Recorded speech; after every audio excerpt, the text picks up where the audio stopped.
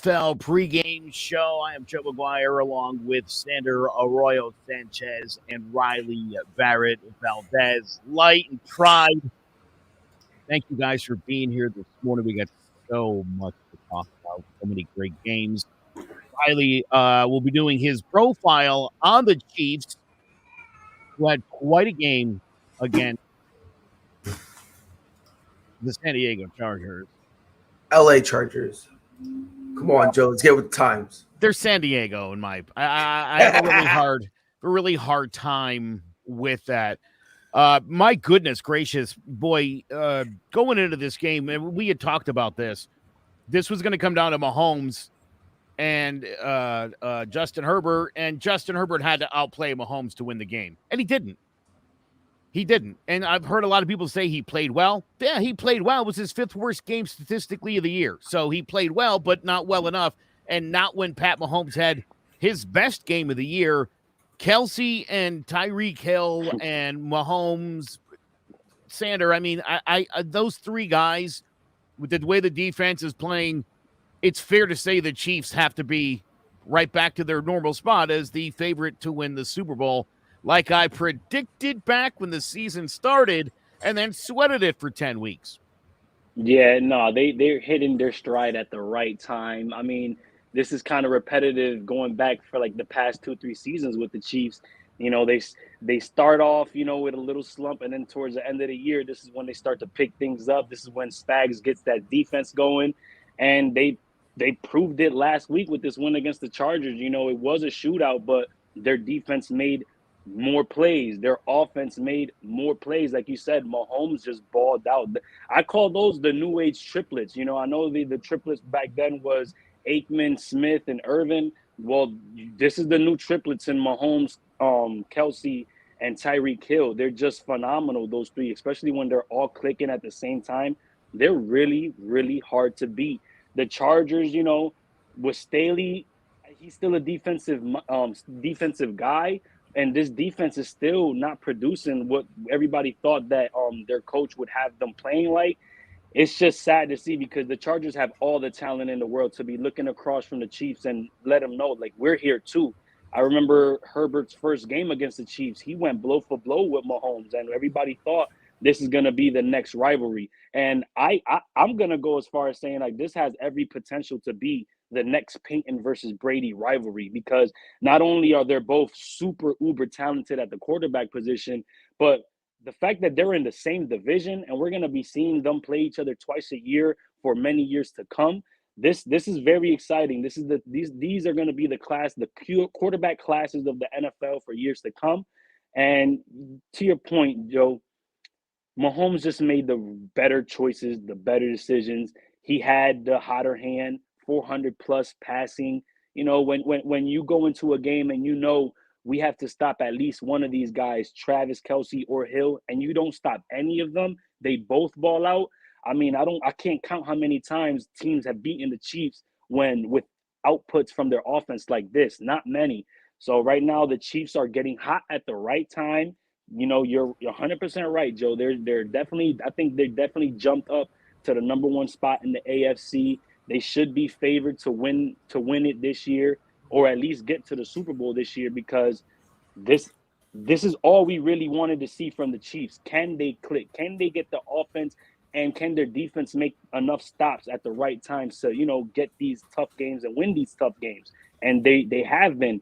You know, the Chiefs defense for the past 7-8 weeks, they've been a top 5 defense. They've been a top 3 scoring defense. So, like I said, the Chiefs are hitting on all cylinders right now. This is the scariest team in the AFC right now, and I don't see the Chiefs losing this spot. I think they probably have the best chance in the AFC to win out and hold on to the number 1 seed. Riley, if there's one thing about Justin Herbert I've kind of down on, is the fact that he always loses these games. When's the turnaround going to happen for Justin Herbert, or am I right? Does this guy eventually phase out? So first and foremost, I believe right now we need to understand who we're talking about in Justin Herbert, right? This is a kid who, in terms of the league, he's still a baby. Like, we need to take that into consideration. This is a dude who he still needs a little more time, right? So let me just throw that out the way. That's one. Two, I'll be honest with you, Joe. I do not blame this loss on Justin Herbert. I don't. I blame it on Staley. You continuously go for it on fourth down, and the first two plays, there was one play where Justin Herbert, he went for he tried to hit Cook. It was not that it was he threw it a little too high, and it's like Cook doesn't have those type of hands, so that's kind of bad. And then the second time, Daniel Sorensen, who everyone was saying, they got to trade him, he came and broke it up. After that, you go for it again. They had 2 for 5, and it's like, if you probably settle for a field goal just one time, we're probably having a whole separate conversation. And look, like the Chargers had the perfect game plan. Because look, I understand everyone was saying, "Oh my God, Justin Herbert, he's got to, do this." But the way I looked at it, I was like, no, Justin Herbert doesn't really have to ball out. This running game is what needed to ball out. Austin Eckler and Justin Jackson, they're the ones who needed to carry this offense. Not because Justin Herbert is bad, but you have a dynamic 1-2 combination, which then would be able to open everything else up. So, me personally, when it comes to this game, I just think they were trying to be too aggressive, and it ended up biting them in the butt. That's really how I look at it. But to answer your question about Justin Herbert, I'm not going to sit here and I'm not going to say he's going to fizzle out. Every year, he's getting better. He's showing me poise, composure in the pocket. There were a couple throws that, he forced, but again, as a young player, there's going to be a lot of passes you force. Like Patrick Mahomes, he forced some passes, and now he's starting to minimize those. You know what I mean? Aaron Rodgers. If you look at any other young quarterback, they all force passes. So I'm not going to say that Justin Herbert, can't handle the moment or is going to fizzle out. No, that's not. I don't think it really is going to be that. Give him a couple more years, let him mature more, right. more, and then I guess here's my beef. I'm a Giants fan. Last year, this was all Anthony Lynn's fault. This was the defense's fault. It was the offensive line's fault. It was everybody else's fault. This year now, it's Staley's fault. It's everyone's finding blame in everybody. It seems to me like, except for Justin Herbert, and I understand the guy puts up 300 yards, 3-4 touchdowns. And everybody loves that, but you got to start winning these games. He is on the losing end of all of these big games, always.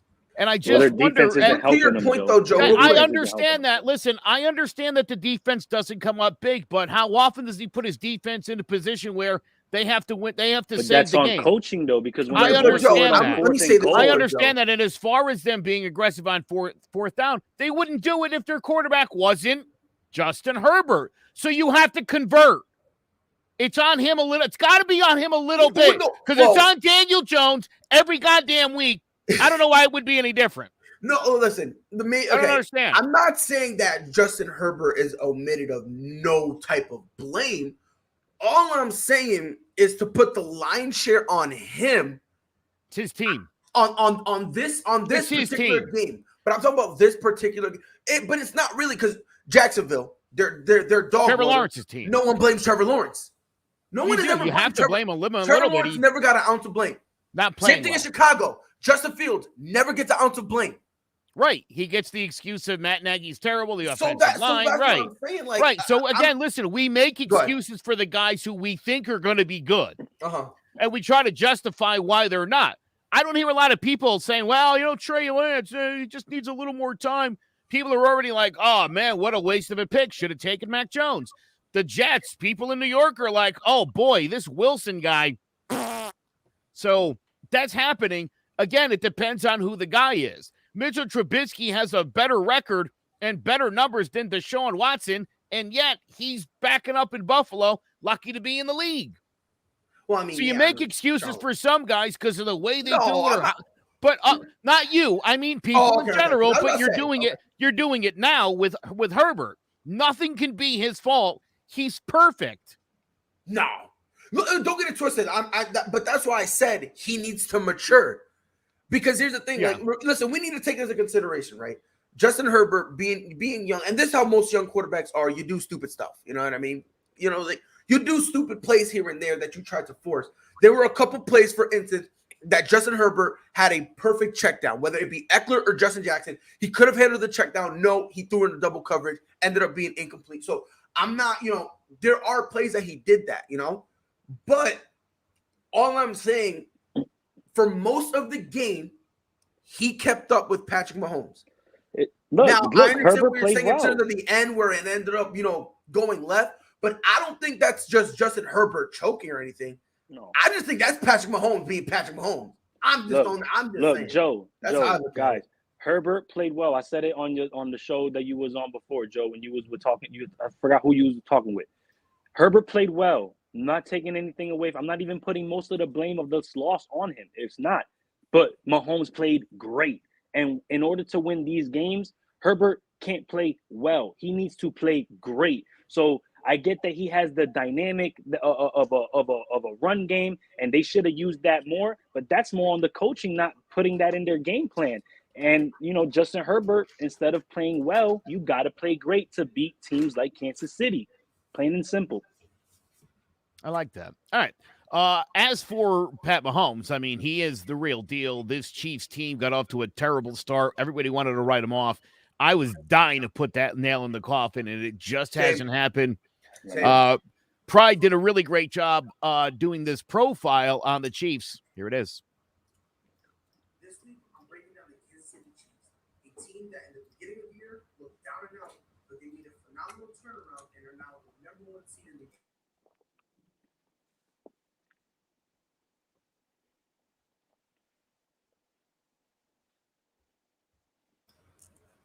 When I drop, I think my thing froze. Yeah, it would sound like it did. That freeze up? Yeah. Well, was it on the Chiefs? It's on the Chiefs. It's this hard. There we go. There we go. The team that in the beginning of the year looked down and out. Some volume to it.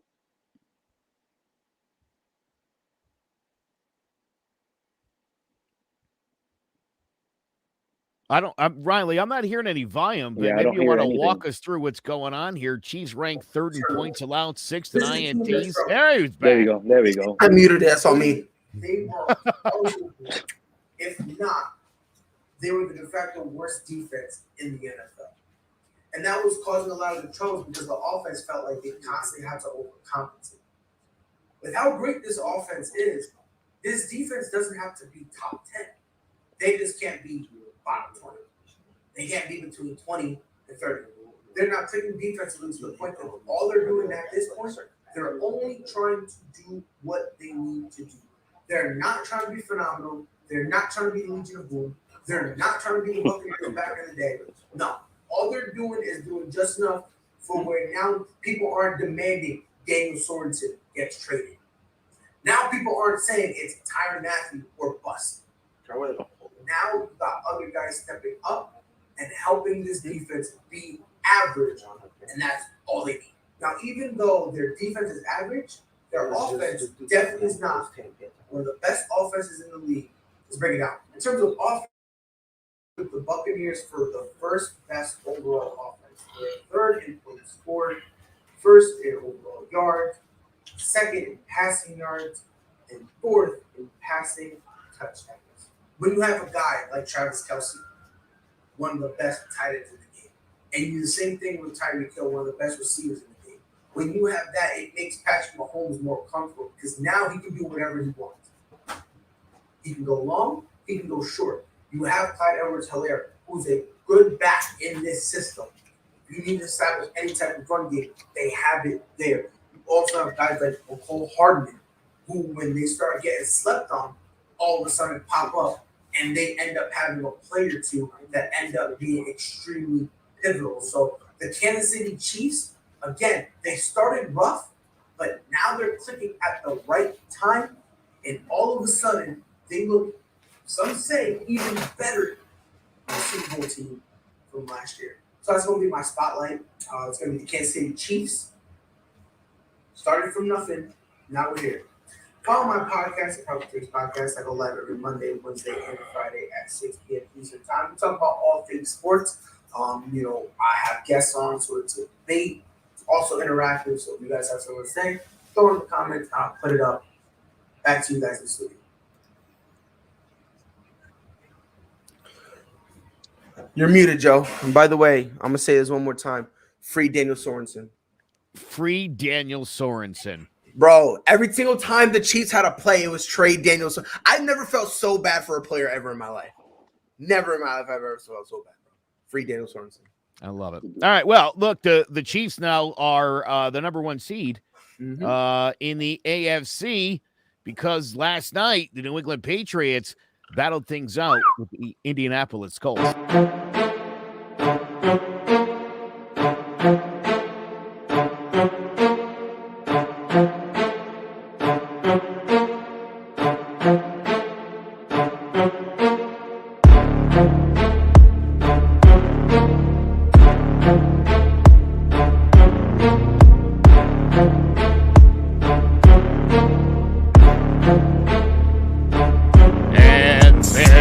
The ball game. Just like that, Jonathan Taylor making his case for MVP. They took care of business last night against the New England Patriots. Mac Jones, couple of picks. Did try to bring him back late, but too little, too late. Listen, I had my money on New England last night, and I didn't put a whole bunch on them, but I just thought I felt like they really were going to win out. And then I thought to myself, what a stupid thought. Like, they're good, but they're not that good. And then I thought when the DVD comes out and they won the Super Bowl, and it's like they had run off and the unbeaten run to finish out the season, I thought, yeah, and I'll be the idiot that had bet against them. I was so conflicted on this game. I'm not at all surprised that Jonathan Taylor led this team to a victory.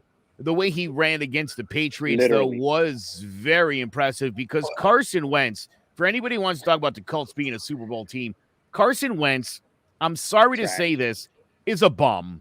Yeah. He's getting the bum status. Nope. He's getting closer and closer to being an absolute bum in this league. That was terrible last night. Thank God for Taylor. Thank God their defense is good enough because, boy. I put him in the Blake Bortles category. Yeah, you should have no idea what you're talking about. Carson Wentz is not the scrub. When you have Jonathan Taylor and the game plan is to run, you're not going to see Carson Wentz throw the ball. It's kind of the same thing with Mac Jones and Buffalo. Yeah, but when he does, he should throw it to his teammates. He went 5 for 12. Some of it was awful. He went 5 for 12. He was terrible yesterday. I couldn't even. Look, for the most part, I've always respected Carson Wentz. Now I'm like, dude, this guy sucks. This guy's not that great. And then he goes and beats New England, but again, it had nothing to do with him. No. Okay, again, if you want to say last night had nothing to do with him, I'm not going to argue with you. I won't argue because, again, 100% Jonathan Taylor. Let's not get it twisted. Jonathan Taylor did whatever he wanted to do. Let's just make no mistake. But let's not act like Carson Wentz has been a bum all year. That's all I'm saying. He's been like Teddy Bridgewater. For what the Colts need, he's been pretty good for what they need. For what the Colts are paying? For what they gave up? Not even close First to being good enough. Hold on. Wentz or Phillip Rivers? Both. No. I'm talking about both. I'm talking about Wentz over. Are you begging Phillip Rivers to stay out of retirement? I'm saying the upgrade hasn't necessarily panned out financially. And it hasn't in terms of wins. And I don't think it's going to end in the end result, which was a Super Bowl. I don't think this team. I don't think the result was going to be Super Bowl year one, I'm though. going to be honest. And I don't think they had that consideration. I think they're kind of just like, let's just get everyone on the same page and go from there. Why not? Why not? I mean, they weren't Carson Wentz away. I'm just saying, listen, if you know, right, because nobody saw Jonathan Taylor breaking out and becoming a superstar. Nobody saw that. You didn't see Oh, that. I We did. saw that Oh, last I year. did. Nobody- We saw I've that been last screaming that. I've been in fantasy drafts with both of you guys. Nobody was clamoring for Jonathan Taylor. You I just was. weren't, I and that's drafted him fine. last year, and I Stop called it. dibs on him. Fine. No, And no, you all wanted no. Carson I Wentz. drafted I him get last it. year, and I called dibs on him this year. That is real life. I drafted Jonathan Taylor last year, and I was like, "Yo, this kid is a stud," and I called dibs on him this year. Yeah, Don't play me, Joe. Don't play me. I Joe. don't even Jonathan understand Taylor what is that my means. uncle. He's my father. All right. I wish he was my father. Damn. He took That's over the part. greatest. That's the greatest thing I've ever heard. But I mean, wish he was my father. I really do. But look, Jonathan Taylor, kid's a stud. There's just no debate. But Joe, do you mind if I give my quick opinions on this game? Because Yeah, please. as a New England Patriots fan, I was watching the game, and I'm not even gonna lie. We became the New England Urban Meyers. We had a list of what we should not do. We then proceeded to do every single thing we were not supposed to do. Every single thing. Jonnu Smith being off like constantly. I swear to God, every time we had a big play, Jonnu Smith with the tight end sweep. Oh yeah, false start. What are we doing here? Every time, whenever we would, especially in the second half, we would have a big play, our discipline was out the window. We lost the game when they blocked the punt and the ball rolled to the end zone, and the closest person we had to that ball was the punter. That was the closest person we had from the New England Patriots side, and there were 4 Colts in front of him. When that happened, I'm like, I believe that's when we lost the game, because the offense got hyped, defense got hyped, special teams got hyped, and the fans were rowdy. They were screaming at the top of their lungs, and they enjoyed it. Now, you could say there were multiple, multiple moments where you could have said that, the Colts kind of got the momentum. I personally believe it was that block punt, because after that, that's kind of what gave them the gap they needed because remember, before that touchdown in the fourth quarter, Jonathan Taylor didn't score, and they didn't want him to. They were just like, look, we have a nice lead, run the ball, run the clock out, and it is what it is. If we can play a field goal game, then that's what we'll do. And then, obviously, the one when they needed him to have a touchdown, line got open, he ran, and it basically was a foot race with him and J.C. Jackson. I love J.C. Jackson, but let's be honest. I mean, in that foot race, I'm taking Jonathan Taylor. The Colts came out. They had the perfect game plan. They executed it perfectly. We had our opportunities, and for some unknown reason, we chose not to capitalize. And honestly, I say that is probably, in terms of this year, one of the least disciplined performances we've put out. And again, I say that, but I also don't want to say that to try to take away anything from the Colts, because again, they came out, they did exactly what they were supposed to do. When you get big plays from your offense, big plays from your defense, and big plays from your special teams, more times than not, when you're getting contribution from literally everyone on your roster, it's going to put you in a comfortable position. That's what the Colts did. And I had people were worried that, the Colts were going to blow the lead. And Jonathan Taylor was like, yeah, we're not having none of that. Decided to score a touchdown. Broke my heart because, again, I was conflicted. It ended up beating us. So that got me mad. But it's Jonathan Taylor. So I kind of want to see him happy. But, again, it sucks we lost. I thought we were going to win. Swear, I really did. But, again, Colts had a hell of a game plan. Executed it perfectly. And we, for some unknown reason, just decided to be extremely undisciplined. And if you put all that in the game, regardless of the teams, doesn't matter the talent, doesn't matter. The more disciplined team, more times than not, is going to win. So Matt Jones still go to them. Yeah. Look, Joe, this game was pretty much evenly matched, both teams. When you look at the time of possession, both teams had around 30 minutes. You look at the Patriots side, they had 65 plays to the Colts 52. They had 20 first downs to the Colts 15. They converted on third down 6 of 15 to the Colts only 2 of 10. So if you look at those stats, you see, damn, the Patriots, they should have came out with this win. But what it came down to in reality was that the fact that the Colts made the more meaningful plays. Whereas like in a fight, when you got a boxer who's just continuing to lay pressure, but the other boxer's landing the more powerful punches, that's kind of what this game was like. because the Patriots, even when they went down 17-zip at halftime, they still made it a game. They still were able to bring it back and made it a game. But, the Colts had that knockout punch, and Jonathan Taylor broke off for that 67-yard run, and that's really what it is. Both teams played well. I think that the Colts came into this game thinking, if we could stop the run game, we have a really good chance winning this game if we have to make Mac Jones try and beat us with those skill position players. And they did, for the most part, that first half. They shut down that offense. In the second half, like I said, I had Hunter Henry in the bench thinking, at halftime, he hasn't done anything. And he puts up 25 points in the second half. So, the Patriots, they made adjustments. It was just a little too much, a little too late. And the Colts came out with the win. Shout outs to that defense. Leonard coming up with a pick. He got hurt in that game and came back and still made a meaningful play. So the Colts defense were just able to be at the right place at the right time. I still think that both these teams will be making it to the playoffs, maybe even have a matchup in the playoffs. But yeah, man, it was a great game through and through. This is, I said this earlier. I said this on a show you were on, Pat, a few days ago, Joe. This is the first time the Colts and the Patriots play each other without either Peyton or Brady on each side. And this game really means a lot for the Colts organization, because it's like, all right, that regime is gone. Tom Brady's gone. Now, this is probably the Colts' time to take over that mantle. But, Billy B, man, just shows that just when you think that I'm out, just when you think that I'm knocked out, he gets back up like Tyson Fury and wins the rest of the round, man. So I had fun watching this game. It was really good. I mean, Mac Jones showed a little bit of rookiness, with a few penalties. I think he had like a delayed penalty come after a false start. And it's, those are just little minor rookie mistakes that he's going to make, but will be corrected, especially with a coach like Bill Belichick.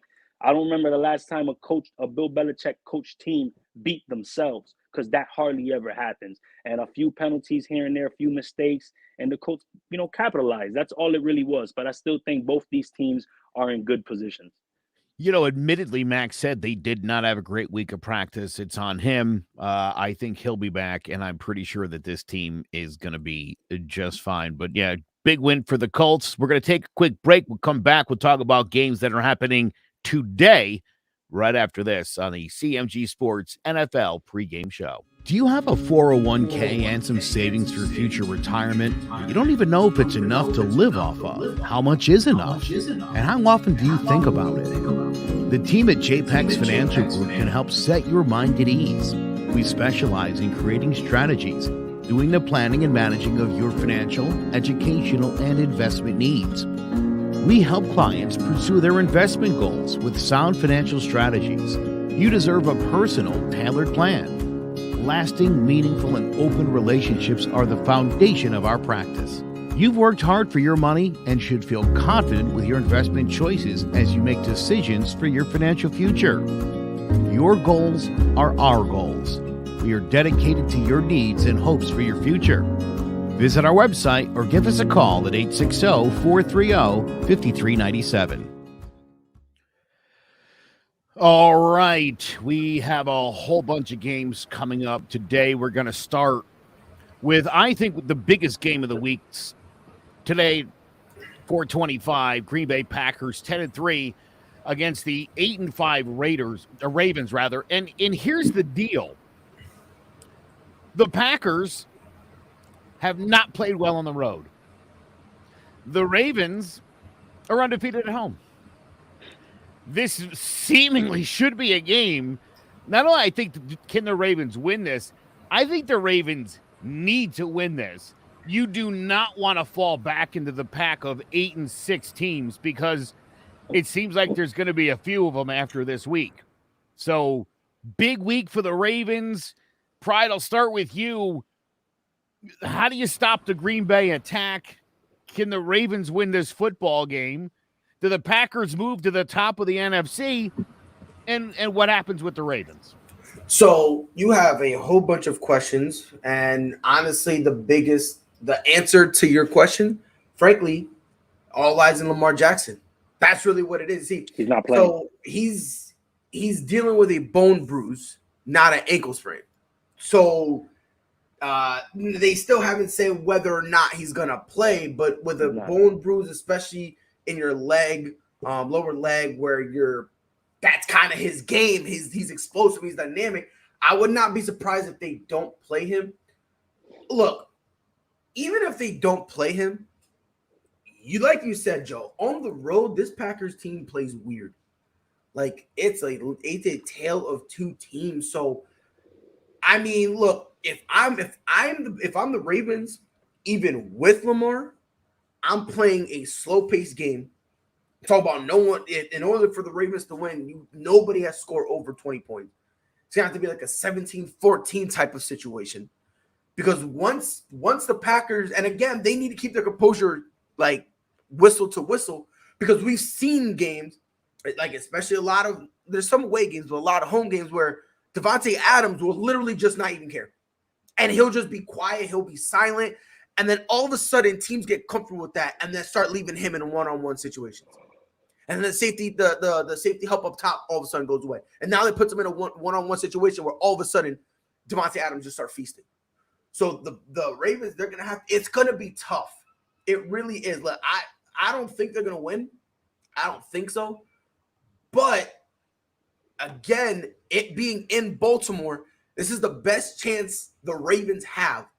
And without Lamar, it's gonna be a steep hill. Even with Lamar, I think it's gonna be steep. It's gonna be very interesting. But they're gonna have to play. They're basically gonna have to do a little a modified version of what the Colts did. You're going to have to not only execute perfectly, but you're going to have to hope that the Packers mess up and give you opportunities to kind of give yourself a little bit of air.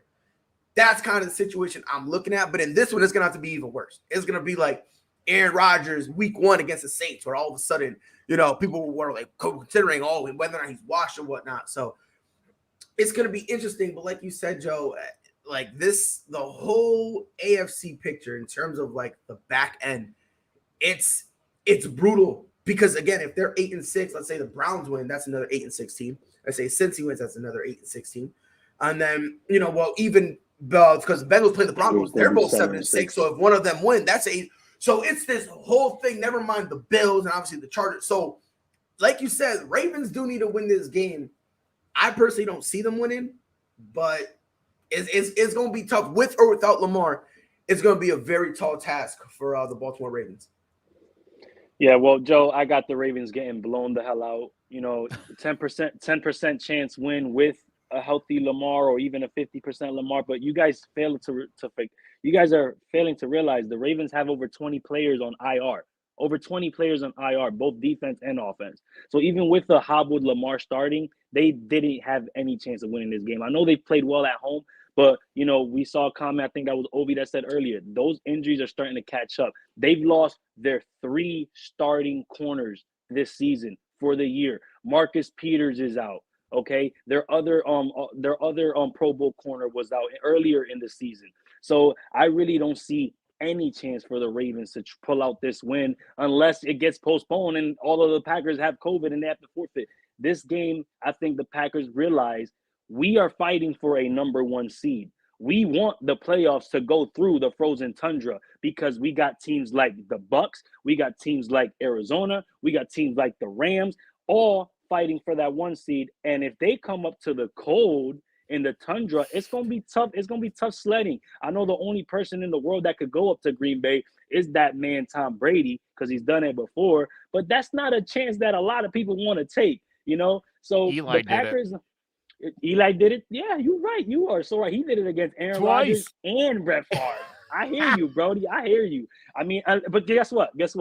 Unless Eli's walking through that door, they're not beating these Packers right now. The Packers realize they are fighting for the number 1 seed. It's best that they do get it because they also have a few players on offense that are playing hobbled. Aaron Jones isn't 100%, and a guy like Aaron Jones is a big weapon for the Packers to use in that offense. So I think the Packers rout the Ravens. I think the Ravens should not start Lamar. They should rest them because these last 3 games are for the division. all these teams are one game behind each other. You got 3 teams that are 8-6. If the Ravens win, they'll be 8-6. If the Browns win, they will be 8-6. The Steelers will be 7-6. So they can kind of afford to maybe slip one game. But still, I just think that right now the Packers are hitting on all cylinders. They're hot. They're all healthy. They got all their receivers back. Packers, Aaron Rodgers fighting with that COVID toe, want to show everybody that he can still play. He's not dealing with nothing. I think this is all just the wrong storm for the Ravens right now, because if they weren't dealing with over 17, 20 players on IR, they got a really good chance to win this game because they've played phenomenal at home. But Joe, I just don't see a team with over 20 guys all on IR, and especially their starting quarterback being out, beating a number 1 seed Packers. I don't see it happening. The Baltimore Ravens have the number 1 defense against the rush this season. 31st against the pass. You mentioned the devastation to the cornerbacks. This is just the kind of game. Their defense is ranked 18th overall. And it's not going to be horrible. And it's not going to be horrible weather out there in Maryland. Also, the weather's not going to be terrible. There's going to be some wind, but come on now. When you're talking about weather games and you're looking at Aaron Rodgers, come on, he looks at you and laughs at you.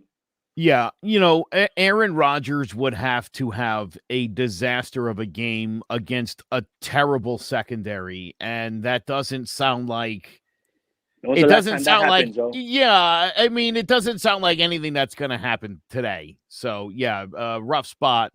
38-10 Packers. That sounds about right. I'll give him a 38-16. I'll tell you what.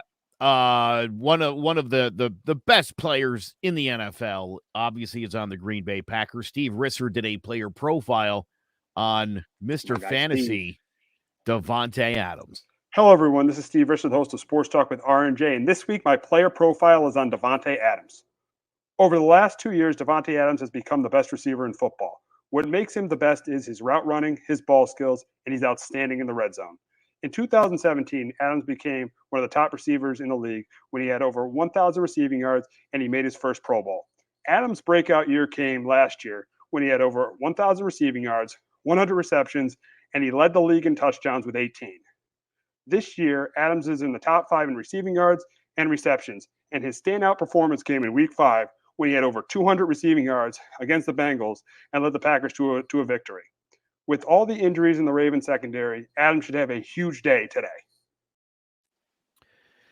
Nailed it, Steve. Thank you for that, Davante Adams, boy. I tried to get him in fantasy. I was offering up all kinds of stuff. Nobody wanted to deal that guy for anybody, and with good reason.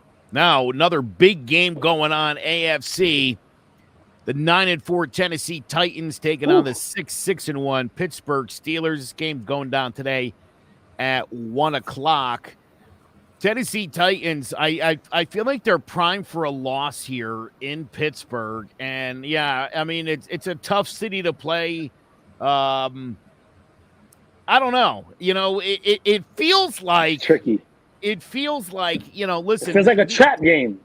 Dude, these poor Titans. Again, Julio Jones out for this one. Is that correct? Julio's out? Yes, he is. Julio and AJ.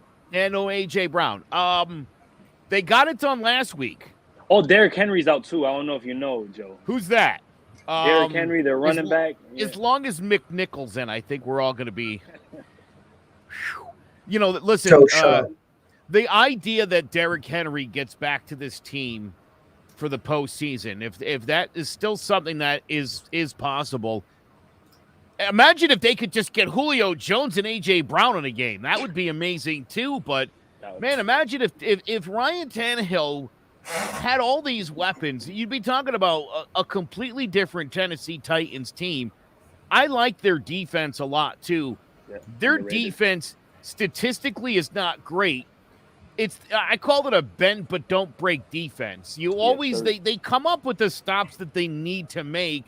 Otherwise, they can be porous at times. The Steelers seem like they've kind of gotten some things back on track. I think that tie, by the way, against the Lions, I think it is going to come back to haunt them come playoff time here. Yeah. This is a huge game. I mean, Pittsburgh's virtually done. because of the tie, this would drop them a game and a half behind really where you're going to need to be if they lose this game. Sander, what's going down in the Steel City today? Who's winning this game? Well, Joe, you touched on it earlier. I sense a little upset happening. I think with the Titans going into Pittsburgh, it's a rough place to play. It's that time of the year where the football field is one of the worst football fields in all of football. They rank up there with the Chicago Bears in football field. Listen, the Titans are so banged up, man. And I know they've been able to still muster up some wins without Derrick Henry, but now AJ Brown is confirmed out. Julio Jones is confirmed out. I just don't see enough weapons Check it. Julio's in. Julio is in. Off the IR. Yes. I don't know how much that changes things, but that helps. That shifts it from Steelers plus 3.5 to Steelers plus 2.5. Yeah, you know what I'm saying? So I still think that the Steelers right now, although Big Ben, just looks out of it. He looks a shell out of himself all year. I still think Ben is playing well enough at home, and he has, the emergence of Najee Harris becoming an elite back. We have Claypool becoming, a stud at wide receiver. His antics could be stupid at times, but he's still progressing in that offense. He's becoming one of Big Ben's favorite target. And quietly, slowly, but watch out for his name. He's going to come. That kid Fairmuth, that tight end that the Steelers have, he's a stud. He's a legit stud. He has the body of a big boy tight end, and he has all the requisite parts to become an elite tight end. So that's one of those guys that Big Ben, he's kind of like taking him under his wing, teaching him the offense a little bit more. And guys, I just think right now, the way the Steelers are playing offensively and defensively, I think TJ Watt will be playing, and TJ Watt all year, he's been making a case for Defensive Player of the Year. So I believe that the Steelers will make enough, just like the Colts made enough meaningful plays against the Pats. I think the Steelers make enough plays to pull out a win against Tennessee and, maybe keep their playoff hopes alive. Because I still think right now, I trust Claypool, Harris, Fairmuth more than I trust just Tannehill and Julio Jones, who hasn't been Julio for how long? Let's talk Pittsburgh's last 5 games for a minute. Going back to November 14th, that was the tie with Detroit, 16 apiece. They got blown out by the Chargers, the Bengals. Yep. They beat the Ravens by a point and then lost at Minnesota. It's been a rough go of late. They've certainly played better. The results really haven't been there. Meanwhile, the Titans in their last 5, it was a beating of the Rams, a beating of the Ravens, and then a little bit of a skid. They lost to Houston, they lost to New England, and then blew out Jacksonville. Shut out Jacksonville last week, 20-0. On paper, it feels like the Titans should be able to take care of business, and I still have that nagging feeling, Pride, though, that Pittsburgh going to win the game. I mean, I'll be honest. This is a game that I don't say it doesn't matter, but it doesn't matter. If you know what I mean, because look, the Titans have every built-in excuse to lose this game. If we're going to be honest, right? No Derrick Henry. Our best receiver in AJ Brown is out. Julio, he just came off the IR. How's he going to be? So it's this weird thing where it's like, Tennessee basically can take the game off and it won't really matter.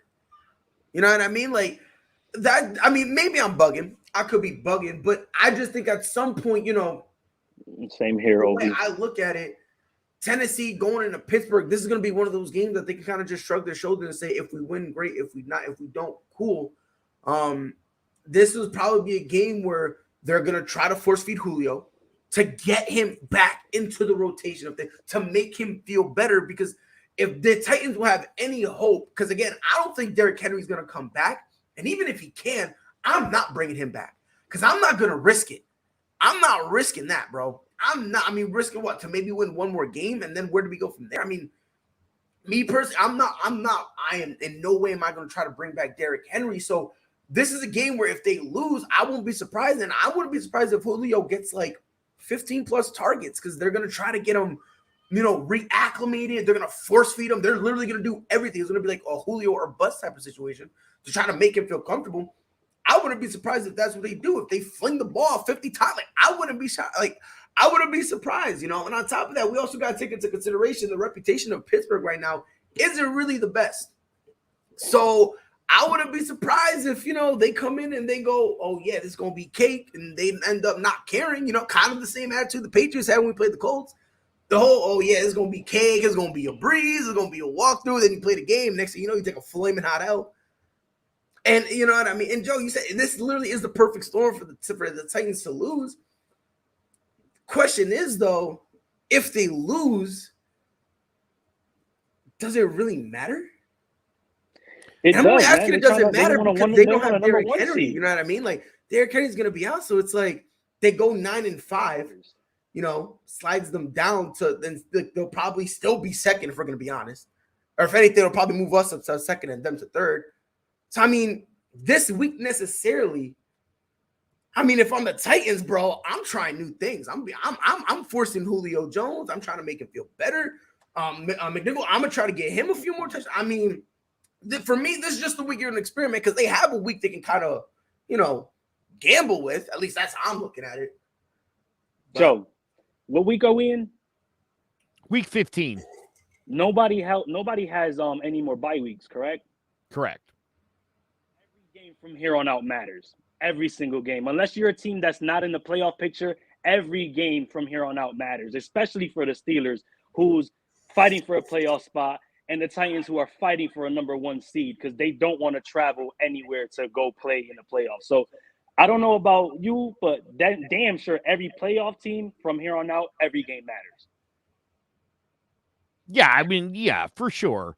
Yeah, the idea that the Titans can lose and they'd be fine, yeah, true. I certainly think you want to keep pace with the Chiefs. But, yeah, if you're the Steelers, boy, again, I think this is it. If you lose this game, mathematically, you would need about 8 teams to lose at this point for you to get in, and I don't think anybody wants that. All right, take another quick break. We'll be right back, and we will finish off with a couple more games. Bengals, Broncos. I wasn't going to do this, but we're going to talk Giants, Cowboys. We'll do Sanders' Fantasy Report and Jared's Pick'em. That's all coming up right after this message from our kind sponsors. So, Jess, why did you become a realtor? I worked in various customer service jobs, so I wanted something a little bit more rewarding. Becoming a real estate agent, being able to help people find their forever homes or their investment homes, starter homes. It's very exciting, so a lot of fun. Now, you've gotten off to a really good start in your real estate career. What has been the most rewarding part of this for you so far? Helping people, especially like first-time home buyers, finding their first home. They're so excited. I'm so excited to help them. So it's a nice, rewarding part. What is it that you think makes you different than other real estate agents? I think that my various roles in customer service has helped me. So I like to ask a lot of questions and I want to know what I'm doing. So I think that helps a lot because I'm not going to steer people the wrong way. I'm going to make sure they have knowledgeable decisions and help them find the right home. Last thing I'm going to ask you is, and I know these are words that you live by, but the mantra at CTBB Realty is? People over paychecks and do the damn thing. And that's what we do.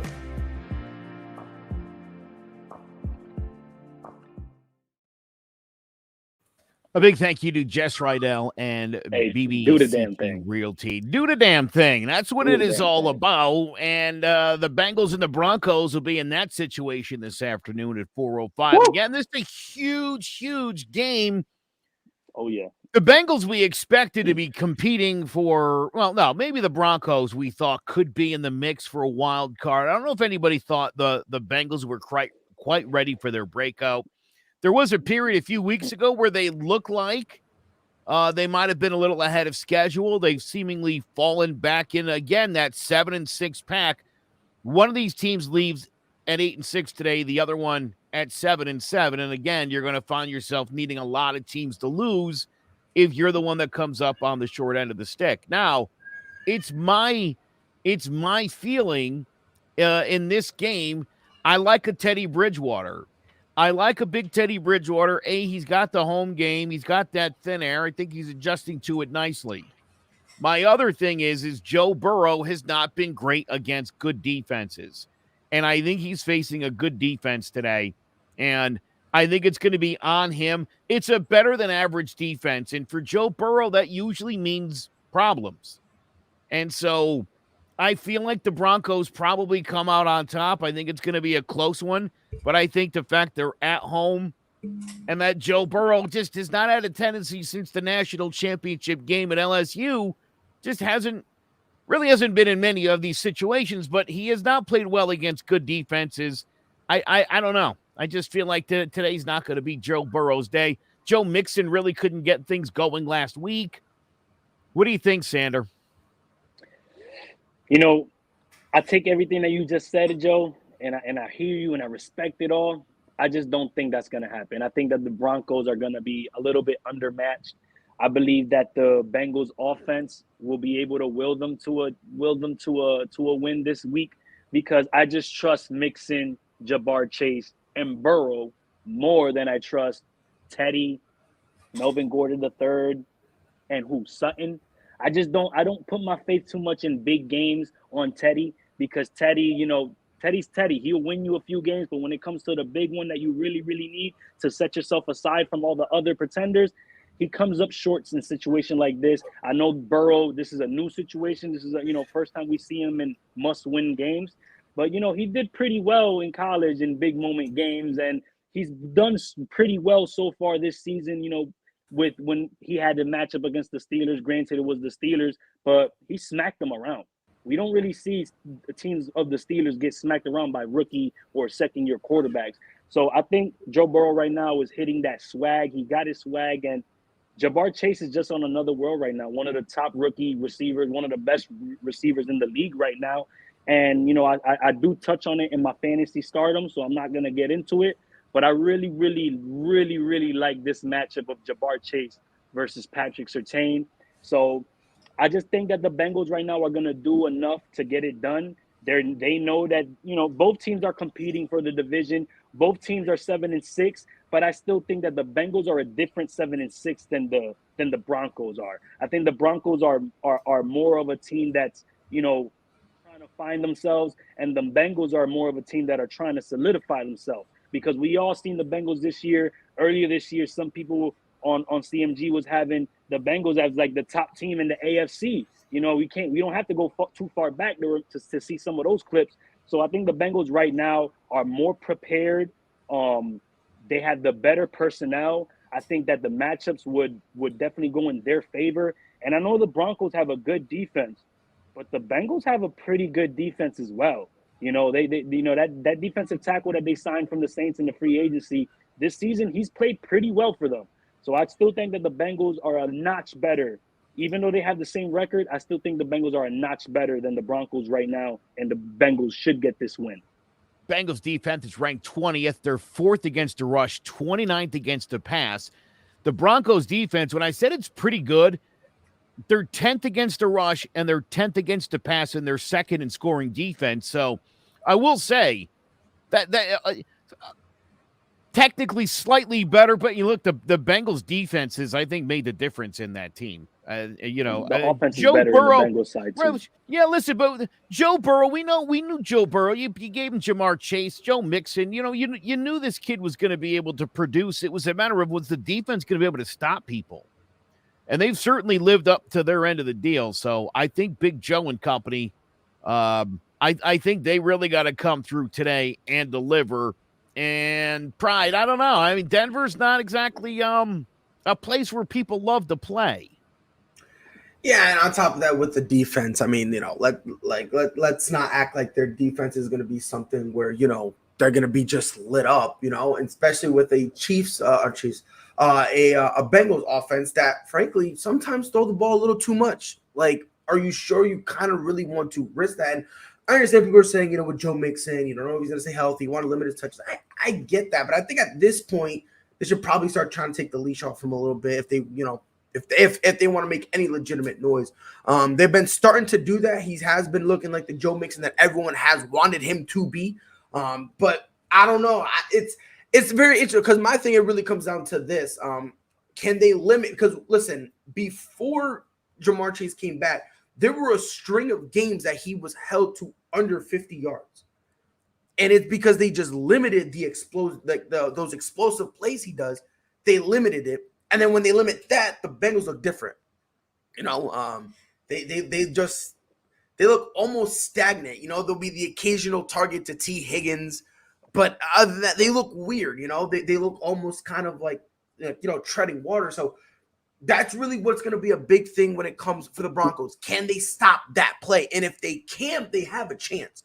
They really do. The problem when it comes to Jamar Chase, this kid is literally a spark plug in terms of once he gets that one play, you can guarantee he's going to get another one. Like, you know, for him, it's either one or four. Like he either has 0 plays or 4 plays that are like, you know, like spark plug plays. Like it's never just 1 or 2, like, you know, so it's going to be tough. I'm going to take the Broncos though. I'll take the Broncos. I think Broncos by 3. I think it's going to be a close one regardless. I think it ends in a field goal regardless of who wins. All right. We still got a huge game we're going to talk about next. It's Sanders Cowboys and my Giants. There's not much to talk about in terms of that game, but we're going to do it anyway. Before we do, though, we got Sanders Fantasy Pick'ems. Everybody, welcome to Sanders Fantasy Stardom. I'm your guy, Sander, and these are my fantasy stardoms. Ready? Starting at number 1 at quarterback. I'm going with this guy, Jimmy G, porn star Jimmy, whatever you want to call him, Jimmy Garoppolo from the San Francisco 49ers. I got him starting at quarterback because he's playing Atlanta, guys.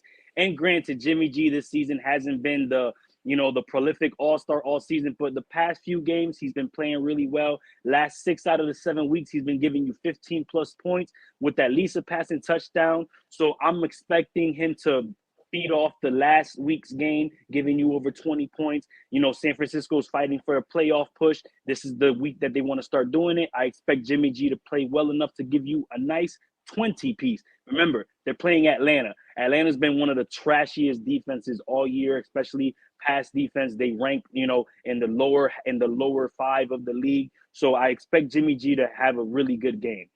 At number 2, I'm going with the running back position, and I'm going with this guy, James Conner. Now, we all saw this kid, Jonathan Taylor, last week have a crazy game against the Pats.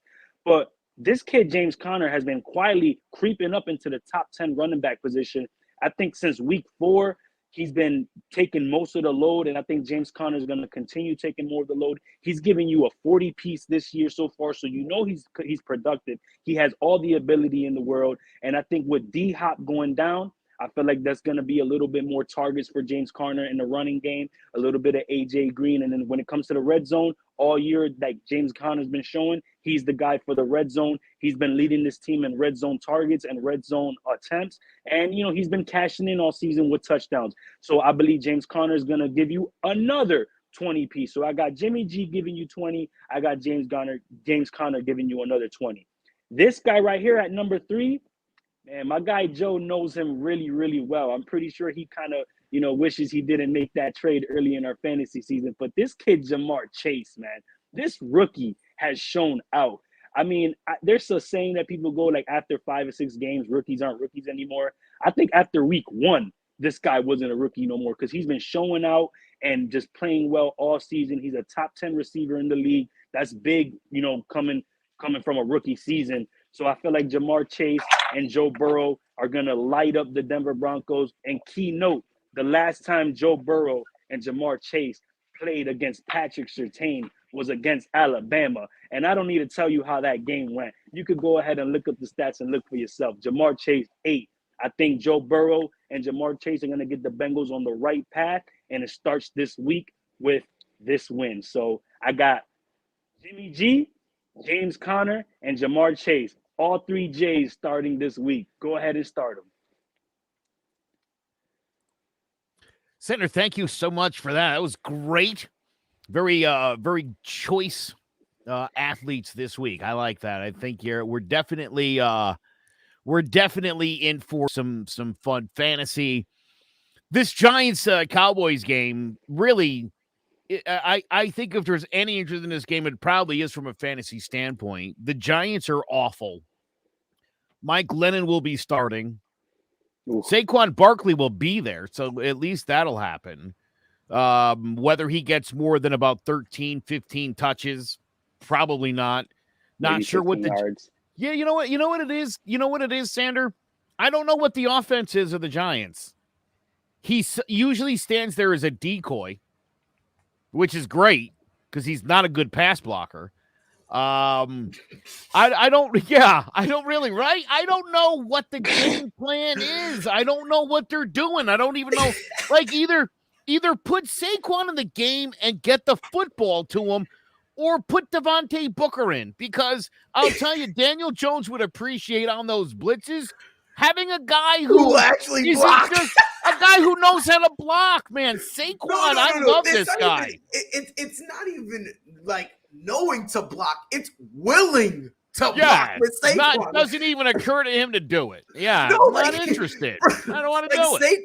Saquon low-key is an undercover. I don't care what anyone says. He be talking to some of these linebackers and D linemen. They got an undercover deal where he's like, I'll let you hit him. Throw me a little change here and there. And then he's like escorting him to Daniel Jones. Oh, man. When Saquon got hurt last year and they signed Devontae Freeman, I had the audacity to say, hey, you know what? I like this kid. He runs. He can catch balls out of the backfield. It's a drop-off from Saquon, but he's got both skills.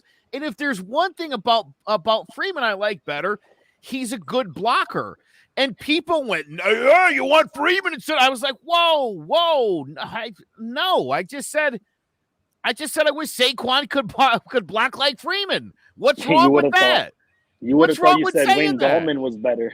Yeah, man, these people are crazy. Anyway, here's the thing about the New York Giants.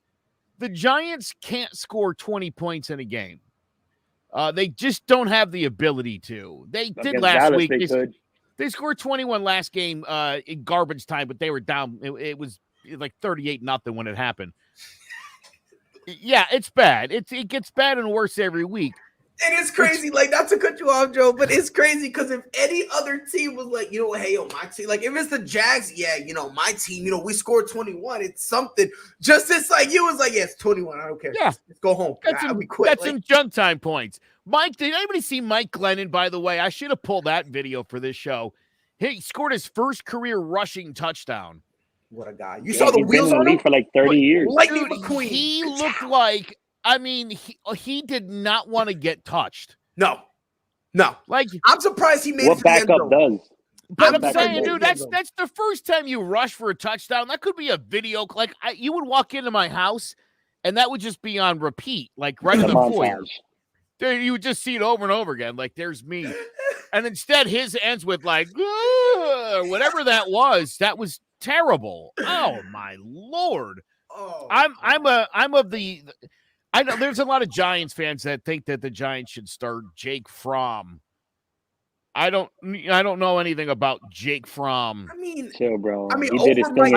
I know. Listen, here's what I do know. There were 12 teams this year that needed a new starting quarterback at some point or another. And you know who nobody had called? Jake Fromm. Jake Fromm, State Farm? Yeah. Nobody was like, this guy's phone wasn't ringing off the hook where he was like, no, Rams, I don't think so. Chiefs, I'm good where I'm at. Ooh, the Giants, sign me up. I'm just saying nobody was interested in Jake Fromm. He's too small. He doesn't know the playbook. So what could he possibly do? But they do have Brian Lewerke, former Michigan State quarterback. Brian Lewerke, he knows the playbook. And here's my crazy thought, because no one ever needs to see Mike Glennon play a football game again. Mike Glennon's not leading this team to a win. I wish I had his agent. Yes, exactly. Dude, Mike Glennon's not going to do anything to make anybody on the Giants better. It would be, you could at least say when you get pummeled today, 45-6, you could at least say on this day that you ran a young guy out there and you took a look and see if this kid's got anything. Yeah. But the Giants won't do that. And the Giants will have 4th and 1 on the Cowboys 27, and they'll kick a field goal because got to be. It's like, dude, you've got nothing to lose. 4-10 is inevitable. If there's any prayer, if there's any moment where go for it, do it, just do it. And here's the other thing. Here's why I think you might like this, Sander.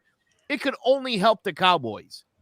I think it could only help the Cowboys if the Giants play with reckless abandon today. And the Cowboys have to respond to that because you know what? Tom Brady does crazy stuff. Pat Mahomes does crazy stuff. And to see the Giants maybe take some chances for once with nothing to lose could help Dallas a little bit just in identifying and kind of staying on their toes. Yeah, no, I hear you, Joe. But, as just looking at the Dallas Cowboys this year, I know this is going to be a guaranteed win, but I still wouldn't be like it's going to be because last week was a guaranteed win against Washington. And what the hell did Washington do? They almost came back on us in garbage time. They made it a game. And I'm tired of seeing that as a Cowboys fan. This is the type of game where we should beat the living hell out of the Giants. I'm talking about beat the crap out of the Giants. No, maybe 10 points at least. 10 points minimum.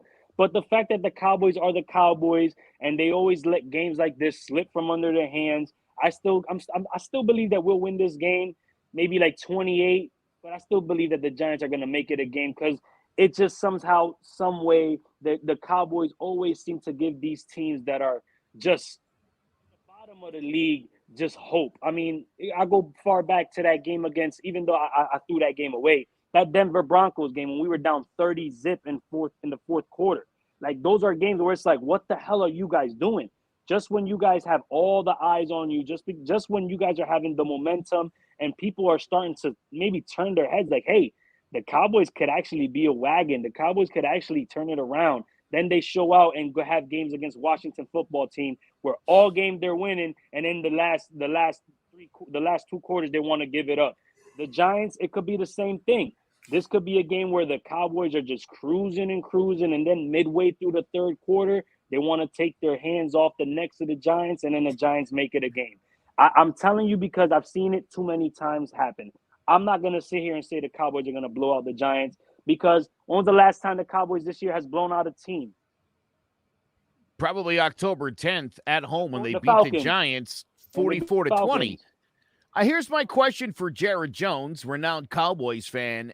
Is the 44-20 your guess for today's score, or were you rubbing in the first game in my face? I'm not sure. Probably both. No, and Jared probably both. Yeah, it's like a double-sided thing. Yeah, right. Look, well done. This is the thing, though. After this game, I'm not gonna take anything from this game. I believe that even if the Cowboys win this game, it's just Jared is saying 44-20 again. Damn, he's bugging. I believe that this is one of those games where the Cowboys show that they're on the right path to become a contender. But as far as being an elite team and being one of those teams that can beat the Buccaneers, can beat the Pack, I just don't see it happening. At best, I see the Cowboys as maybe the fourth best team in the NFC. And even then, I still see the Cowboys maybe losing to a Rams, maybe losing to a Packs, or for sure losing to the Buccaneers if we played them. So I don't have my hopes up for these Cowboys this year. In the beginning of the season, I'm not gonna lie, guys, probably like week 6, week 7. I was feeling really good about the Cowboys. We had a really good defense. Our offense was clicking. But these past 4 weeks has just shown me that the Cowboys right now are the Cowboys that they've always been. They're good enough, but not great. That's terrible. I mean, hey, I could, listen, hearing you Giants fans be miserable every single week on jawing about the G-Men, talking about how horrible you guys are, and you guys have 2 Super Bowl rings in the past 20 years. Listen, man, I'd rather have that than be where I'm at now with all the talent in the world and no rings to show for it. Interesting. Pride, so someone has an objective opinion about today's game, maybe even the Giants, any legitimacy to, Giants are in this weird spot, Joe. You guys are in this weird spot. Purgatory. Look, they need to figure out what they want to do moving forward. They got to figure that out. and I've said this before to you, Joe, and you and I, we've agreed on this. We've said this.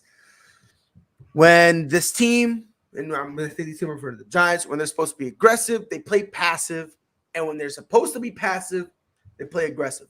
This is a bizarre world. Like, they're weird like that, right? Joe Judge. If I'm the Giants, wholeheartedly, this year, after probably week 3, when everyone was like, okay, yeah, it is what it is, Giants it is what it is. From there, they should have been opening up the playbook and letting Daniel Jones show whether or not he was that guy, right? This was the year that they kind of should have been seeing, we're going to be moving on to the next, to the next era of Giants football. Let's see who can stay and who's going to leave. They haven't done that. It's this weird thing. And, they fired Jason Garrett, who I believe shouldn't have gotten that job in the first place. He's horrible. And there's morons out there who's going to defend him and now all of a sudden want to flip now because he's gone. And it's like, well, it is what it is. He's gone. He's probably going to go to college, mess up some poor college program, and then we move on. But always been trash. He left, and they're still doing the same thing. Now, Joe Judge gets a pass because of the injuries, right? Because, Dave Jones out and all that. So he's kind of been getting a little pass because of those injuries. Look, next year, the Giants, they should not be caring about winning. And I know it's hard to hear this, Joe, but they shouldn't be. What they should be doing is seeing who are we going to keep and who are we moving away from. And one of the biggest things they have to figure that out with is Daniel Jones, because you went and got him Kenny Golladay. So now, I mean, granted, his availability has been inconsistent, but even when he's on the field, the play calling is still utterly bizarre. He hasn't even scored a touchdown. Then you're not even using him. So it's like you did all that. You took him out to dinner. You did all this extra stuff. You massaged his feet. You gave him chocolate covered strawberries. You bought him an expensive bottle of champagne. And now when now you got him, he moved in and he's like, hey, let's go out. And you're like, nah, I'm tired. It's a Friday night. He wants to go party. And you're like, I got to work tomorrow. It's Saturday. What are you doing? And that's the situation. It's this weird thing. You guys are in this weird spot where, there's nothing really, you guys need to figure it out. Start figuring out who's going to stay, who's going to go, open the playbook. Whether or not y'all do that, God knows. But that's what y'all got to do. And in terms of Dallas, they're in purgatory because, look, they're not winning anything, but they're not going to miss the playoffs either. They're not. They're kind of. I look at them in the same way. Sort of. I look at the Niners, right, where they'll make the playoffs, not a legit threat, but they'll make the playoffs and be able to say, hey, you know what? We're not one of those horrible teams. We're not the Jags. We're not. The Niners are a threat, bro. That just barely missed it. We're not a team that was out like. They're gonna make the playoffs. Whatever they're not really gonna do much because if we're gonna be honest, at this point in the NFC, it's a 2-man race. I thought it was gonna be 4. Maybe a 3-man race. If you're gonna put the Cardinals in there, but I mean the Cardinals, Packers, or the Buccaneers. That's kind of who's gonna go to the Super Bowl. I mean maybe Rams, but even then, based on what I've seen, I don't really believe in them anymore like that. So it's kind of like it's both teams they're in this weird spot, and honestly. It's easier to fix with the Giants because, again, it's fine to lose as long as there's a purpose to losing. If you're going to lose because you're figuring out where we're going from here. Lose because you're figuring out whether or not are we going to make Saquon, we're going to continue to have him be our every down back, or for his safety, we're going to move to running back by committee. It's okay to lose if you're trying to figure out is Daniel Jones still our guy. It's okay to lose if you say, we dropped the Kadarius Toney. Let's give him a couple more touches, and let's see if he can end up being our second guy. It's okay to lose if you're just trying to figure out can Daniel Jones coexist and work and form some good type of chemistry with Kenny Golladay. Like that's what it is. That's what the Giants need to do. So it's okay to lose. You just need to have answers to these questions, and they still haven't done it. It's wild. We're giving them the test, and Joe, they're writing on their desk. It's like they're on completely different pages, bro. Yeah, and it's like, what is going on? I like that. All right. Sander, what do you got? This real quick. I will say this. The Niners are for sure a threat because as of most recently, they have reached the Super Bowl with the quarterback that they have now and that defense. So the 49ers, I don't think they're in the same category as the Cowboys. The Cowboys are in the same category as the Atlanta Hawks, a playoff team, a team that can make some noise, but a team that's not going to reach the finals. That's what the Cowboys are right now. And unfortunately, as a fan, it sucks seeing us that way because we have the talent, but we just can never finish. We can never finish the deal, man. All right, let's make us some money today. We've got Jared Jones's puncher's chance. This is the NFL edition. Parlay the Bills, the Bucks, the Cowboys, the Cardinals, and the Rams. All right, you parlay those. The Jets plus 360? Now, this is round robin. Right. You're taking Bears plus 225, Jets plus 360, Falcons plus 320, and the Bills versus the Panthers take the under 44. And in the round robin, you don't have to win them all. That's the beauty of the round robin. That's why you want to play it like that. Okay. You got to be really particular about these. The top five, that's a parlay. All right. Maybe you throw a buck, maybe you throw 5 on that bad boy. Mm-hmm. Watch all those games hit, make some money there. Round robin, again, you notice that you're taking a lot of the underdogs in that, and that's where you again. Let me take a screenshot of this real quick because I'm about to go to the store right after. Screenshot it up. Yeah, absolutely. That's what I'm talking about, man. That's the way to do it. Hey, man, my man Jared, man, he's got it going on, man. My dude had me hit already on 3 tickets. Bro, I'm good. He is great. He's great, and he's happy to help y'all make some cash. Now, because even on the tickets that you don't win every single game, you still make some money. So, and that's where it's all about. All right, if you're a fantasy football player, there are some. They're running across the screen, but these are the biggest players of note. These guys are all out for today. A good Matthew Stafford injured. That's a bad picture of Stafford, man. Always the way to go. All right. 49ers running back Elijah Mitchell is out for today, as is Emmanuel Sanders of the Bills. DeAndre Hopkins, Cardinals, not playing today. DeAndre Swift of the Lions is out. Daniel Jones out with that neck injury again. Carlos Hyde of the Jaguars is out.